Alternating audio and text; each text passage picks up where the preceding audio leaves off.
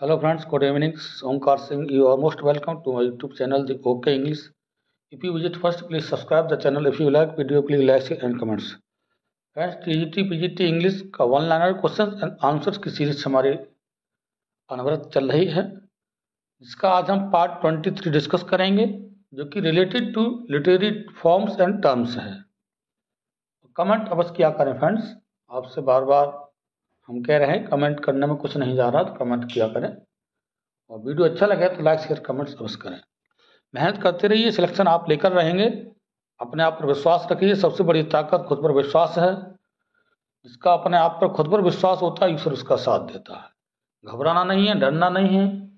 अगर अभी तक आपने पढ़ाई अच्छे ढंग से शुरू नहीं की है, कोई बात नहीं, अब कर लीजिए। जब जाओ तभी सवेरा है, ना तेरा है ना मेरा है, बस आपको पढ़ना है बस।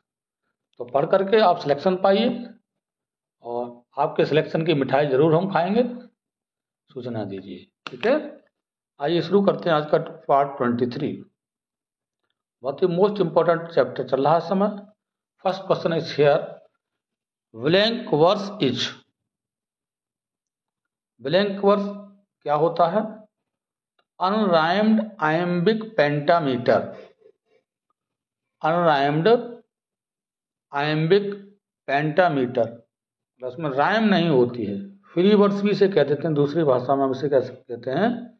ब्लैंक वर्स को फ्री वर्स भी कहा जाता है।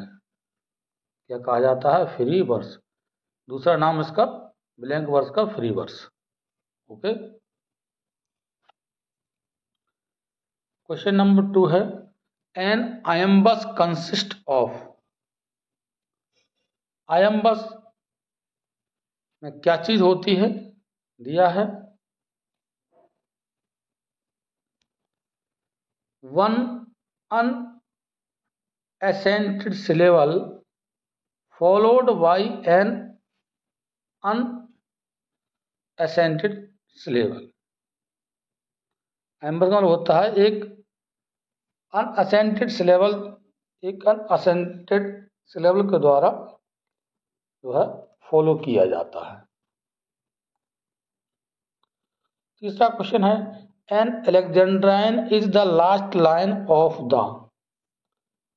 तो ये लास्ट लाइन किसकी होती है? स्पेंसरियन स्टेंजा की। ये डबल लिख गया है, स्पेंसरियन स्टेंजा की लास्ट लाइन होती है अलेक्जेंड्राइन। अब इसकी जो राइम स्कीम है वो क्या होती है? ए बी बी सी और सी, मतलब 9 लाइन्स होती हैं इसमें। 2 क्वार्टरन होते हैं और एक सिंगल लाइन होती है। क्वार्टर मतलब 4 लाइन का स्टेंजा। तो उसकी जो राइम होती है ए बी बी सी और सी। नेक्स्ट है, the birth place of the sonnet is. Sonnet का बर्थ प्लेस कहाँ है? तो इसका बर्थ प्लेस जो सोनेट का है फ्रेंड्स, इटली। कहाँ है? इटली।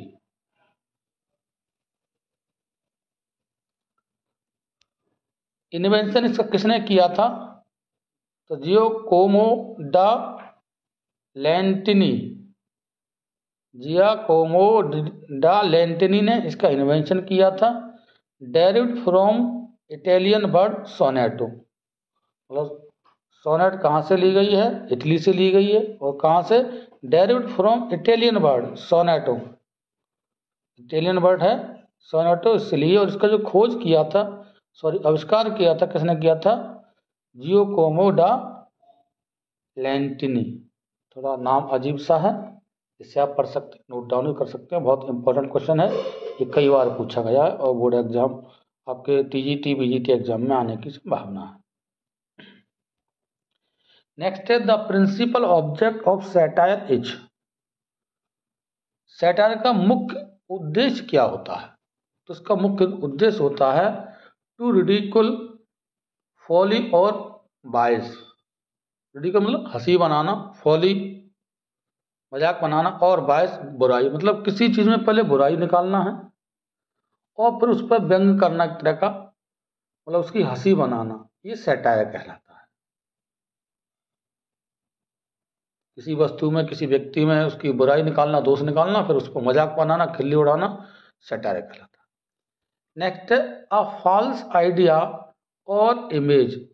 फॉल्स आइडिया या image is known as, false idea या इमेज को क्या जाना जाता है? इल्यूजन कहा जाता है। देखिए इल्यूजन और एल्यूजन में अंतर है, तो इसकी स्पेलिंग में ध्यान रखें। ILLUSION,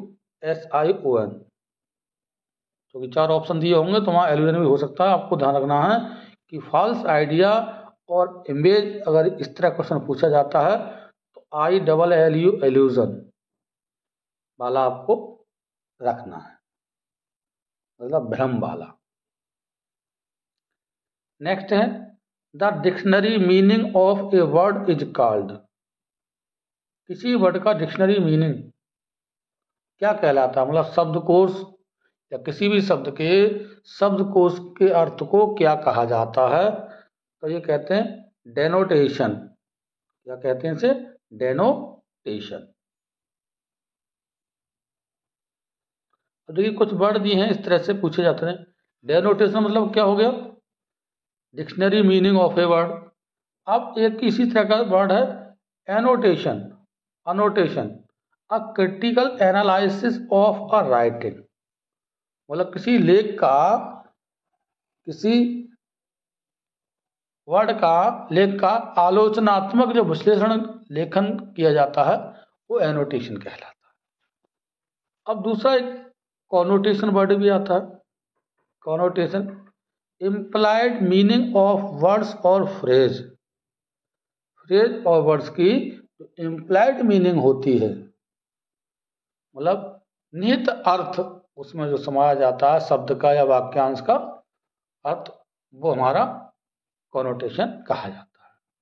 ये अच्छे वर्ड है, इनको आप ध्यान से पढ़ सकते हैं, पूछे जाते हैं। क्वेश्चन नंबर 8 है एलिप्सिस रेफर्स टू।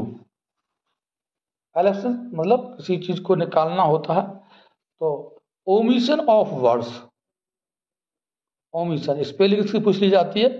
ओमिशन की स्पेलिंग आप याद कर सकते हैं, एलिप्सिस की स्पेलिंग आप याद कर सकते हैं। इस तरह की स्पेलिंग भी उसमें पूछी जाती है। तो एलिप्सिस का मतलब होता है, sorry,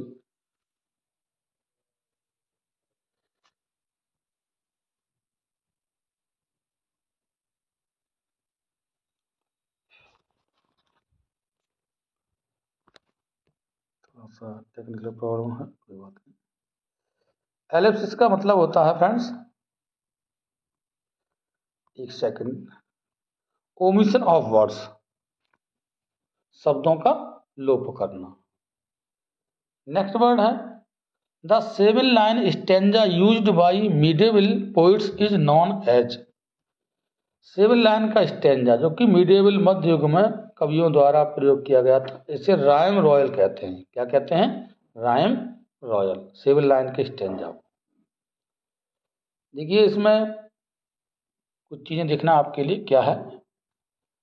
known as the Chaucerian stanza of 7 iambic pentameter lines. जो 7 लाइन का राइम रॉयल मानी जाती है, इसको जो मतलब चौसरियन स्टेंजा भी कहा जाता है, जो कि 7 लाइन्स का होता है। और किसमें होता है? पेंटामीटर, आइम्बिक पेंटामीटर लाइन्स जानी जाती हैं।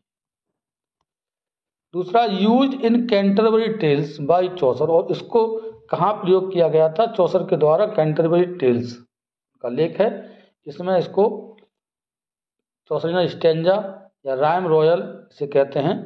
राइम रॉयल जो कि 7 लाइन का स्टेंजा था, इस तरह के स्टेंजा बनाकर उन्होंने कहाँ यूज किया था? कैंटरबरी टेल्स में। और इसकी खास बात है use in the rape of Lucrece by Shakespeare. तो उनकी नैरेटिव पोएम है रेप ऑफ लिक्रेसी या लिक्रेश, जो शेक्सपियर द्वारा लिखी है, उसमें भी इसका यूज किया गया है। किसका? राइम रॉयल का। और the earthly paradise by William Morris. William Morris ने अर्थली पैराडाइज एक लेख लिखा है, इसमें भी राइम रॉयल का प्रयोग किया गया। तो ये आपके एग्जाम्पल है। सबसे पहले चौसठवें स्टेंजा से बोला जाता है, और 64 से कैंटरबरी टेल्स में यूज किया है। शेक्सपियर ने रेप ऑफ लिक्रेसी और विलियम मॉरिस ने द अर्थली पैराडाइज में राइम रॉयल का यूज किया है। कभी कभी एग्जाम्पल पूछ लिया जाता है कि कहाँ कहाँ यूज किया है, ये भी आप इसको नोट डाउन कर सकते हैं। नेक्स्ट है in literature point of view refers to. Literature में पॉइंट ऑफ व्यू का मतलब क्या है? तो when and where the story takes place, मतलब उसे पॉइंट ऑफ व्यू कहा जाता है। व्हेन कब, एंड वेयर कहाँ, the story takes place, story मतलब घटित हुई, तो पॉइंट ऑफ व्यू का मतलब रखा जाता है, कब कहाँ स्टोरी जो प्रतिपादित हुई। 11 नंबर है in fiction the author's overall main idea और important message is called theme कहा जाता है। मतलब फिक्शन में ऑथर का अगर देखा जाए जो मेन आइडिया, मेन उनका विचार है, और मोस्ट इम्पोर्टेंट उनका जो मैसेज है, इसको कहा जाता है थीम। फ्रेंड्स, आज के लिए ये 11 क्वेश्चन थे, महत्वपूर्ण क्वेश्चन थे। 2 बार कम से कम वीडियो को देखिए तो आपको समझ में आ जाएगा। Thanks for watching this video, take care.